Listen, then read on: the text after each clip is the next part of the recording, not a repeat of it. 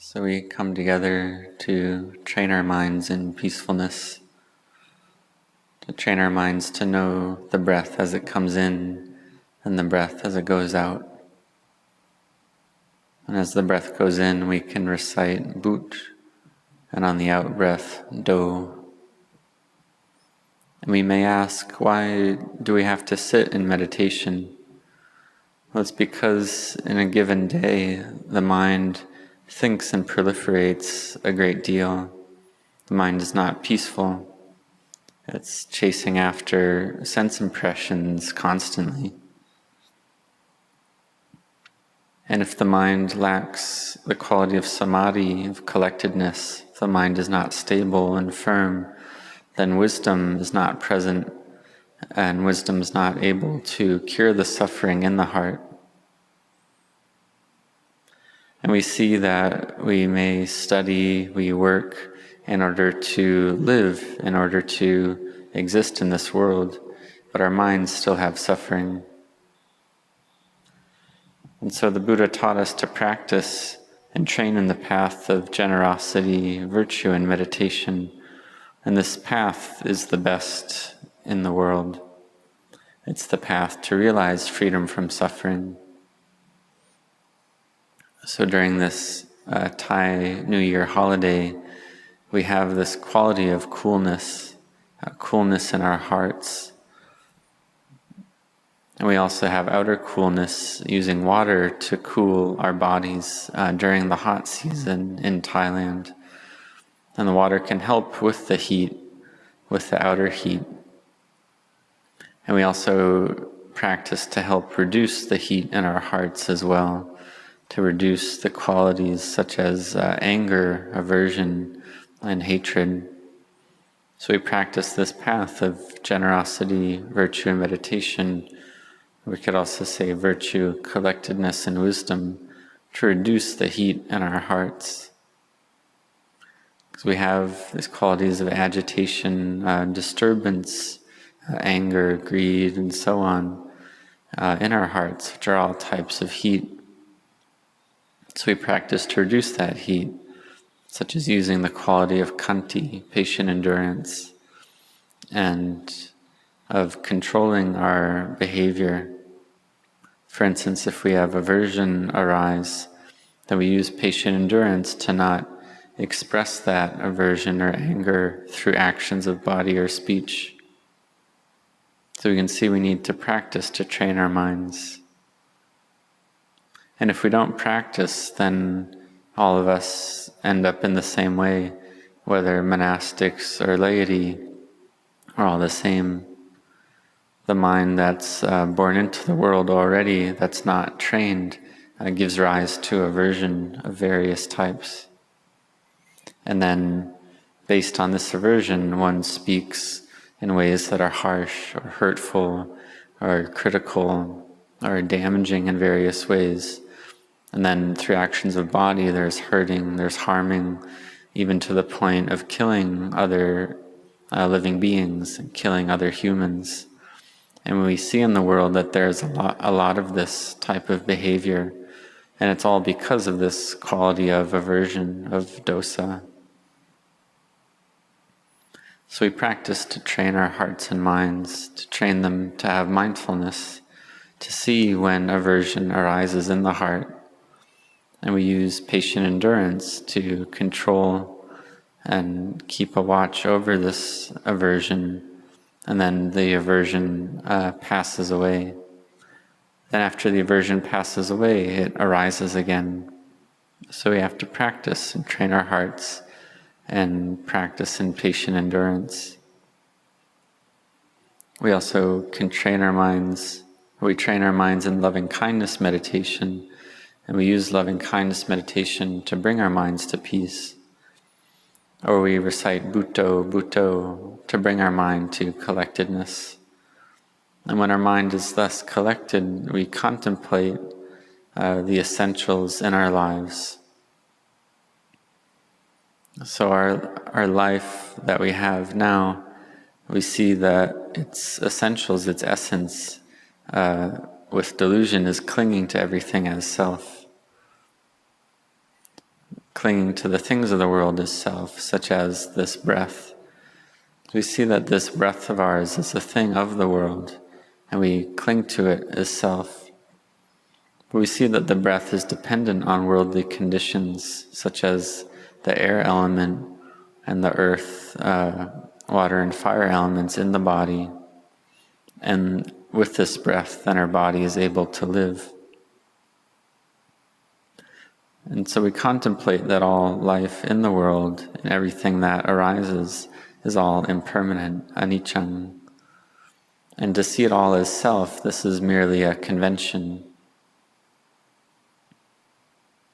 So our mind, or we have this experience of life, and we need to study and work to live in the world, and we have this value or cherishing of self and loved ones and family, and we practice generosity accordingly, such that we don't cling to the material things of this world too much. And we train our minds to know what's enough, what's just right, to know enoughness deeply in the mind.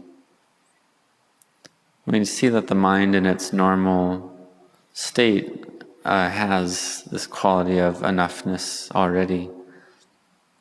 But when a sense impression arises and we cling to it, then this sense of enoughness, the feeling of enoughness disappears right there. So we use mindfulness to contemplate that our lives having arisen immediately chase after old age, chase after sickness, and chase after death. There's no one in the world who doesn't die, but all beings must die, and all beings are the same in that way. So given this, why should one feel anger or wish harm, feel aversion? Because these qualities are nothing but suffering for our hearts. So therefore we practice to give forgiveness.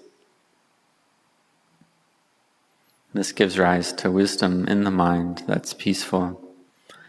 And so we contemplate all conditioned things, such as the body, and all outer phenomena. We contemplate to see them as something that's impermanent and uncertain. This is the Dhamma arising. This is the way to bring the mind to peace and collectedness, to realize true happiness in our lives. And this is a way to develop our minds to become higher and better.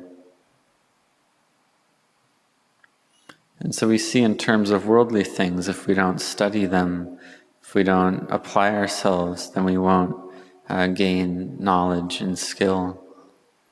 And similarly, if we don't study the truth of the way things are, then we just have more and more suffering in our lives. The mind that lacks intelligence will just have clinging and attachment, and will just have more and more suffering in that mind. So therefore we need to practice and train our minds. It's not that having become old, our suffering reduces just because we're old and aged. It's not that way. Similarly, it's not that we have a lot of years as a monk, a lot of rains retreats as a monk, and then our defilements reduce just because we've been a monk for a long time. That's not the way it is. We see that the way it is that if we don't practice and train our minds, then the defilements don't reduce. Because these defilements, these kilesas, they don't fear old age, they don't fear the number of years one has been a monk. What they fear is the Dhamma. So we need to train our minds to have Dhamma. Our minds need this Dhamma. So we train in virtue. We use this quality of patient endurance. And we use this quality of patient endurance to not behave against the 5 precepts, to not behave in the 5 ways that the 5 precepts teach. So we don't, or if we wish to kill or hurt something, then we refrain from doing that. We can patiently endure and not do that behavior. We may want to speak badly or harshly, divisively or falsely, and we don't do that. Or we may see someone has great wealth and we want to steal that wealth, and we don't do that. Or we see the loved one or partner of another, and we don't chase after that. We train ourselves to speak the truth. And we also value mindfulness, so we don't consume things that are intoxicating. We don't consume drink or drugs that intoxicate the mind. And we see that this fifth precept about intoxicants, a lot of people in the world die due to intoxicants. There's a great many people who die because of alcohol and other intoxicating substances, whether it's through violence or road accidents and so on. There's a lot of damage and harm and death that arise from this one point of virtue, because we see that these intoxicants bring the mind to heedlessness. And we see that the Buddha taught that one who is heedless is as if dead already, and heedlessness is the path to death. And so we consume intoxicants, and this quality of heedlessness is there already. And if we consume a lot of intoxicants, then we're heedless a lot. And we see that we encounter misfortune and loss because of our own behavior in this case, because of heedlessness in the mind. So therefore we must be firm in the quality of heedfulness and to practice generosity and to train ourselves in heedfulness. So we see that during the period of Thai New Year, we have a few days off from work. And so during this time off from our normal work and duties, we practice in making merit, doing goodness, developing and training our minds. Because we have this faith and belief in merit and goodness. We see that merit brings us true happiness. And we have merit from generosity, virtue, and meditation. And this is a great amount of merit. Is a great merit. So we build this quality of merit and goodness in our own minds to establish merit, to establish it well in our own hearts. And we see that this brings us happiness in the present moment and in future lives as well. And when we say future lives, this could refer to tomorrow, could refer to next month or next year, or one's next birth. Because the Buddha taught that rebirth is true. It is something that exists and does happen. And this cycle of samsara, of birth and death and rebirth, is the way it is. And so one uses the things of this world for a value for one's own heart. Because when the laity offer material requisites to the Sangha, these material things go to one's own heart. The merit goes to one's own heart. And when one does things that are unskillful, one does demeritorious acts, then those acts also go straight to one's heart as well. So therefore we train ourselves to not do that which is unskillful, and to do that which is skillful and meritorious, to cut off the heat in our hearts, and to do that which brings coolness, to train our minds to purity and brightness, to develop our minds to have happiness in our lives. So may you all be well, may you all grow in Dhamma.